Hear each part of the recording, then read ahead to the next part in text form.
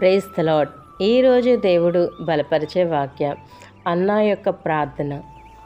అవునండి, అన్నా యొక్క ప్రార్థన. మొదటి సమూయేలు గ్రంథము 1వ అధ్యాయం 10-11 వచనాలు మనం చూసినట్లయితే, గర్భఫలం లేని అన్న అనుదినము దుఃఖముతో వేదనతో కుమిలిపోతుంది. అలాంటి పరిస్థితులు తన బాధను దేవుని దగ్గర చెప్పుకోవడానికి ఆమె దేవుని సన్నిధికి వచ్చింది. ఆమె దేవుని సన్నిధిలో భారంతో ప్రార్థించింది. అన్న ప్రార్థనలో ఉన్న కొన్ని అనుభవాలను ఇప్పుడు మనం తెలుసుకుందాం. మొదటిగా అన్న కన్నీటితో ప్రార్థించింది. మొదటి సమూయేలు గ్రంథము 1వ అధ్యాయం 10వ వచనం. అన్న దేవుని సన్నిధిలో దుఃఖముతో లేక కన్నీటితో ప్రార్థించింది. కన్నీళ్లు విడుచుచు విత్తువారు సంతోషగానంతో పంట కోసెదరని వాగ్దానము లేఖనంలో వ్రాయబడింది. కీర్తనల గ్రంథం 126వ కీర్తన 5-6 వచనాలు.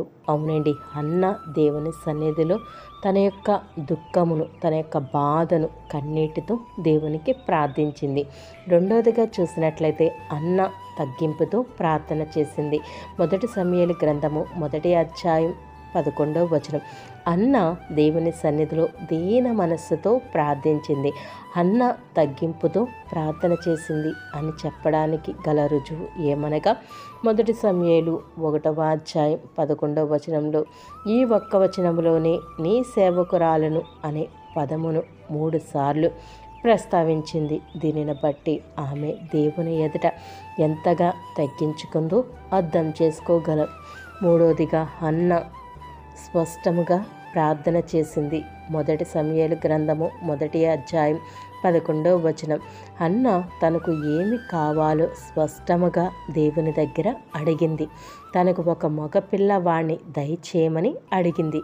అది తన కొరకు కాదు, కానీ మగపిల్లవాణ్ణి ఇస్తే తిరిగి ఆ కుమారుని దేవునికి అప్పగిస్తానని దేవుని దగ్గర స్పష్టంగా ప్రార్థన చేసింది. అవునండి, అన్న మొదటగా మనం చూసినట్లయితే కన్నీటితో దేవుని సన్నిధిలో ప్రార్థించింది. అలాగే మనము కూడా మనకున్న ఏ సమస్య అయినప్పుడు కూడా దేవుని సన్నిధిలో కన్నీటితో ప్రార్థన చేసినప్పుడు, అలాగే అన్న తగ్గింపు కలిగి ఎలా ప్రార్థన చేసిందో అలాగే మనం తగ్గించుకొని దేన మనస్సుతో దేవునికి ప్రార్థన చేయాలండి. అలాగే మనకేమి కావాలో స్పష్టంగా దేవుని సన్నిధిలో మనం అడిగేవారిగా ఉంటే మనం వాటిని పొందుకునేవారిగా ఉంటామండి. అన్న చేసిన ప్రార్థన మనము కూడా ప్రార్థన చేద్దాం.